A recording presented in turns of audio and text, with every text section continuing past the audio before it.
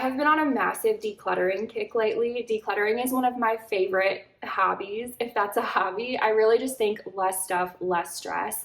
And makeup brushes is a category that I've recently gone through and decluttered probably like 90% of the brushes and tools that I had. Over the years, I had accumulated so many brushes, brush sets, viral beauty tools. I always thought this one new product is going to be the thing that changes my makeup game. I fell into that trap for several years, which was quite annoying.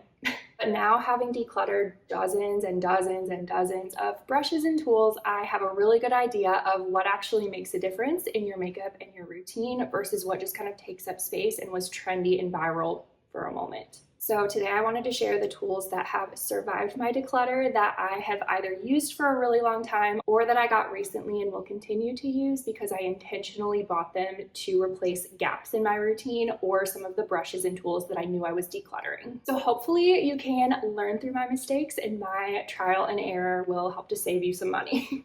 The first one is a recent purchase, and it's probably the least exciting item in this video, but I think it makes the biggest difference. One day my family was driving in the car and I jokingly asked my husband if my makeup looked good because I had spent a lot of time on it that day, which is not normal for me. And he said my lashes looked a little bit clumpy. He wasn't trying to be mean at all. He was just answering my question honestly. But later that day, we had to go to Target to pick up diapers. So you best believe I beelined over to aisle D14 or wherever this was, and I added this to our cart. This is the Babe Original Lash Comb. I think it was like $9.99, and this has made the biggest day-to-day difference in my routine. I remember I had tried a lash comb back in college a long time ago, and I hated it. That one would never comb through all of my lashes. It would just get stuck and not be able to pull through them. Maybe it was because I was doing 75 layers of mascara back then. Yeah, you know, it was probably user error, but I decluttered that one so fast. The biggest thing is using it correctly. So what I will do is I'll apply a coat of mascara, let it dry completely, comb it through, and then apply another layer of mascara. Again, let it dry completely and then comb it through. And also make sure that you're cleaning it after every use, one for sanitary purposes, but also so that mascara doesn't get coated on the tool. This does such a great job of separating everything without making you lose a bunch of volume in your lashes. It has this little plastic lid on here that you take off, and let me see if I can do this without blinding myself and while keeping this in frame. Okay, I'll try to zoom this part in while I'm editing, but I used the lash comb on this side and not on this side. So hopefully you can see a difference. Yeah, that's so much better. I love this, and I love that it wasn't $20+, which is kind of what I was expecting it to be, given that it's the Babe brand. Moving right along to my all-time favorite foundation brush. This is the massive Tarte Kabuki foundation brush. I have used this and loved it for over a decade. It has consistently beat out every other foundation brush I have tried since starting this. It is the perfect combination of being super dense, very soft, and just blending out liquid foundation without leaving streaks. This is truly phenomenal. I can't say enough good things about this. If I lost this brush, I would repurchase it right away. I've used it with every foundation that I've tried since probably, I don't even know when I got this, 2013, 2014 maybe, somewhere in there. And typically how I like to apply my foundation is I'll put some on my hand, I'll get it on the brush, and then I'll apply it to my face. And then I always like to go in with a sponge after. I don't like directly applying foundation with a sponge because it just soaks up too much product, and I like a little bit more coverage than this alone will give me. But if you need a good sponge recommendation, the Paw Paw sponges on Amazon are wonderful. You get a pack for, I don't know, $5. I always stock up on these on Prime Day, so they're always on super sale then, but even full price, you can't go wrong. I know everybody talks about these, but for good reason. Dream liquid foundation combo right here. Next is my very favorite cream and liquid blush brush. This is the Makeup by Mario.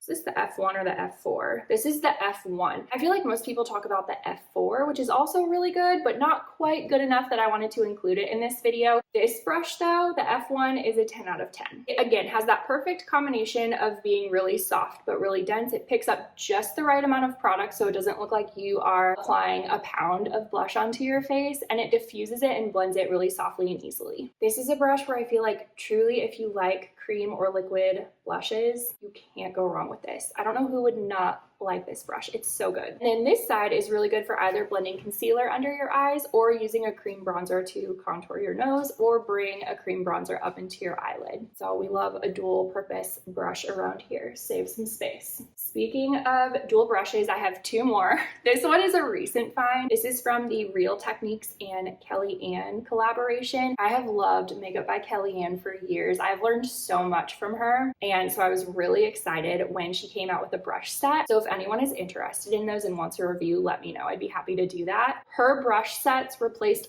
all of the other brush sets I had in my collection, which most of them were getting older anyway. But as soon as I got all of these in and saw the quality, I was like, yeah, okay, all my other ones can go. These are perfect and they're so affordable. This specific brush though, I wanted to mention here, this is her Skin Prep brush. And this is such a unique, but also very functional brush. So this side I use to apply my Road Glazing Milk or the Highlight Milk on days where I'm wearing that. It's really good for applying serum, skin prep, primer, anything like that. I'll just put a little bit on my hand, rub it in, and then the shape of it is perfect to just hit the areas where I want the most product. So I usually focus the glazing milk or the highlight milk kind of on the perimeter of my face, not really in the center of my face. So this just contours your face extremely well. When I first saw this brush, I thought it sounded kind of gimmicky, but truly I use it every day and I think it's so good. The other side I'm also obsessed with. If you've seen a lot of my videos, you know I use the Charlotte Tilbury Under Eye Corrector every day. And this product is perfect for dipping into that pot and just blending that product out under my eyes.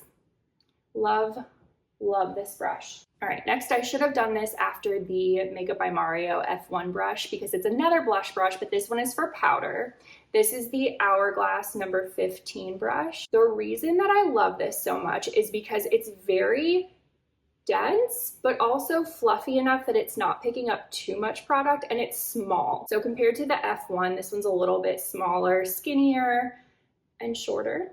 And if you've seen my ChatGPT fixed my makeup placement video, then you'll know that I used to apply my blush kind of all over, honestly, but really heavy on my apples with a big powder brush, and I kind of brought it all the way back, basically wore it all over my face. But anyway, they told me to use a more small, precise brush and to really blend it up higher. And so this brush is perfect for that specific type of placement. And again, this brush is different because it's the perfect blend of being dense enough, but also fluffy enough, and just the perfect size and shape. So I love this. If you have similar features to mine or a similar face shape where your face is more of like an oval, this brush is really, really great.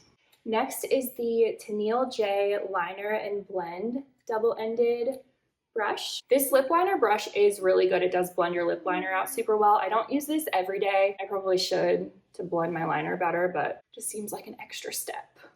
This side though, the liner side, perfection. I use it for shadow liner every day, but it's also really good to blend out cream liners, pencil liners. Both of my kids just woke up, oh no. Let's rapid fire finish this. This is the most precise liner brush that also has enough stiffness to it, but also enough softness to it.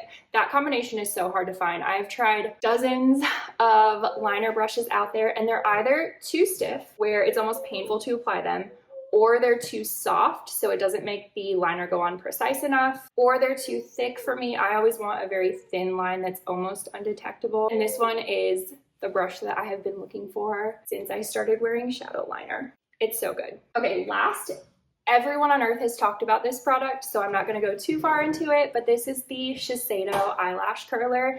If you have very stubborn, straight lashes, this is phenomenal. This is also really good if you have Asian lashes, which I do. I'm part Japanese, so my lashes are very straight and they're very fine at the ends. And this just does a really good job of working with my eye shape, my lash type, and it just gets me the results that I want out of a lash curler. The Surat one is also good. And then is it the Shu Yumura one that I also liked?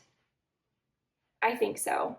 But I've tried all the other ones out there, and if you have lashes similar to mine, this one is the best. Okay, so those are all of the makeup brushes and tools that I think are 100% worth the money and also worth the space in your home. There are so many brushes and sets and tools out there that it makes it really hard to know which ones are actually good versus which ones are just trendy and viral. So I hope this helps. Learn from my trial and error. These are the ones that I truly think are just phenomenal. So thank you so much for watching, and I'll see you next time.